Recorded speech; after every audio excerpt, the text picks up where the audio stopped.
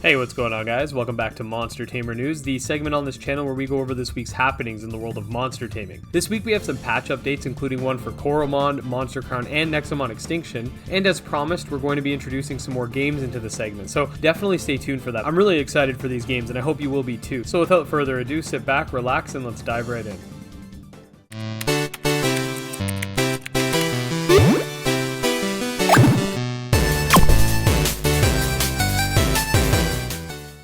Okay, so I wanted to start things off with some Coromon news, but before we dive in, there is something that I want to talk about that needs to be brought to light. So, as you may know, the Coromon Demo is available on both PC and mobile, but unfortunately someone decided to commit intellectual theft and uploaded a game called Coromon Bit Battle to the mobile Play Store. Now, this game is in no way, shape, or form associated with the devs over at Tragsoft, who actually made Coromon, and from what we know, it's not the original APK because the size of this app doesn't match up, and I'm not exactly sure what the game is because there is a paywall behind even downloading it. I'm also not about to give a bunch of scammers my money. Now, I don't take this lightly when I say this, but I think people should be reporting this game as a copycat or imitation in the Play Store because it's not right to steal from other developers, especially in this case where we're talking about a very small indie dev team. Stuff like this could really be detrimental to small developers. I'm definitely not the type of person to ask my audience to go out of their way to report or dislike something, but when you mess with one of the monster taming devs, you mess with the whole community. So honestly, if you guys could, I'd love it if we can get this thing taken down because it's not fair that people are doing stuff like this. It is my hope that something does happen with this because one, when you try to open this thing, it doesn't even work, so you're gonna end up getting scammed anyway for downloading it, and two, the developers lose money when people try to fraudulently sell their property. So yeah, guys, thanks for taking the time to listen to that little PSA, but we do have some good Coromon news on the other hand. The Coromon Demo was recently updated to version 0.20 and includes a new prologue, the Stink Module Gauntlet attachment, a new minigame in the PC, and most notably, a certain thick boy has joined the battle. That's right, the Megalobite reskin is here, and he's looking pretty damn dope. We did a little playthrough exploring the new changes. If that interests you, feel free to check it out in the description. Lastly, the Coromon YouTube channel just released a brand new music track that's titled Coromon Pyramid Soundtrack Teaser, so let's take a listen.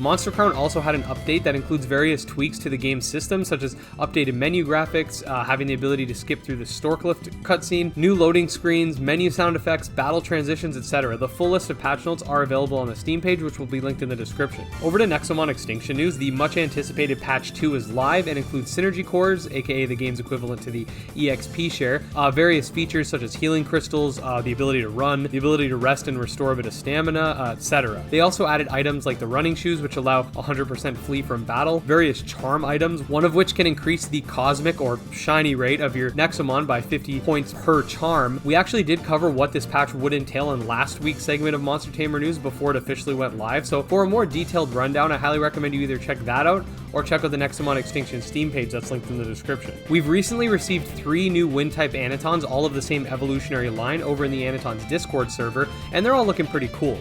These serpent-like creatures are as follows: Beezerpant, the first stage, Windworm, the second, and Gaeldrakop, the third.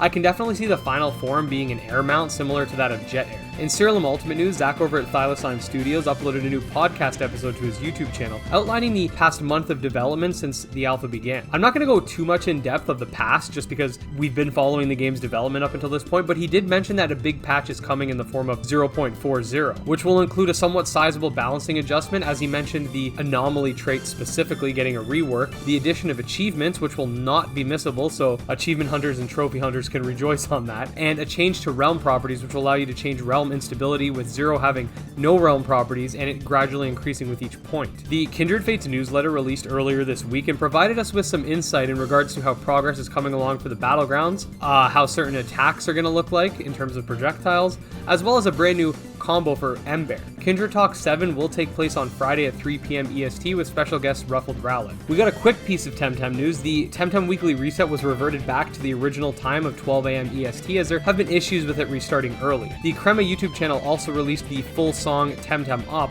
which was used in the Temtem animated trailer. This song has been seen before and has been around for quite some time, so I'm not going to play it here, but you can check it out linked in the description. In Patchquest news, we've actually been given a short description of August roundup. This month we got several mechanical tweaks, a new boss, and more bosses to come. The next update for the beta is expected to be very soon, with no set in stone date just yet. We've gotten yet another new Abomi reveal this week for the upcoming roguelike Abomination, and this time it's the ice and fire type Sageling. Sageling is an antelope creature that's said to live in harsh climates, whether it be the sweltering volcanoes or the freezing tundras. Sageling was actually Carl's first design, and I actually think it's my favorite design personally, so win-win. In Drugimon news, Yathy's recently showcased some new pre-alpha battle footage, and honestly, it's looking kind of fire if I'm being honest. It reminds me of the Game Boy Color games, which, I mean, I said that before, but I really like how these battle animations are coming along. The bad guys are looking pretty dope, if I say so myself. I'm very curious as to who these bad guys are exactly. Are they your dealers, or what's going on here?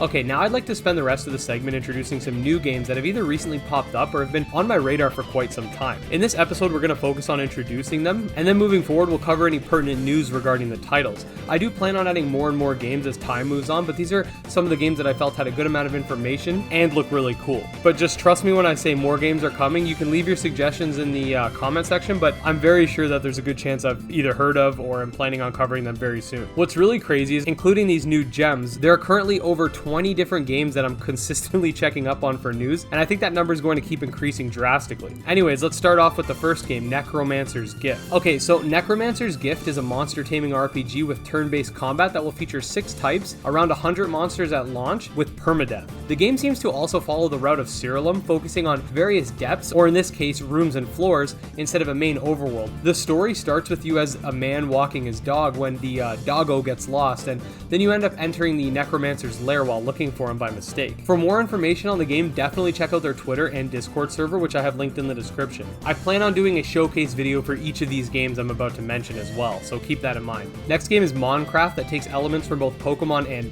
Minecraft, or Terraria. Defined as a survival action RPG, this game focuses on resource gathering, monster management, base building, and real-time battle combat. It looks really cool, and I'll link the Twitter page in the description. I'm also really looking forward to seeing what kind of overworld manipulation Minecraft has in store, so I'll definitely keep you guys updated.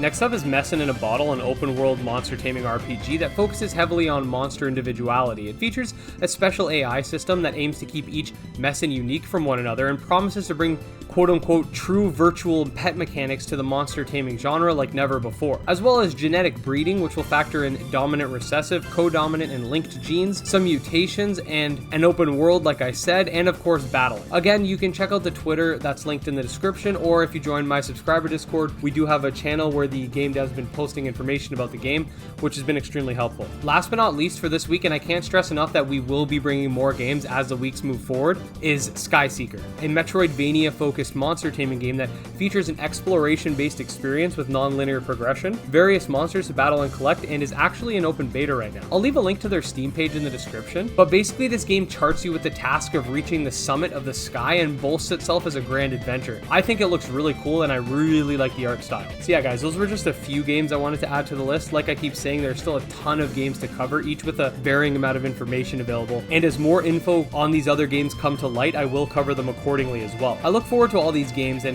this year's honestly been a wild ride, and my goal is to give each game as much love as possible. So with all that being said, if you did enjoy the video, make sure to like and subscribe. Follow me on Twitter at GymLeaderEd. Check out our subscriber Discord, all links in the description. Until next time, peace.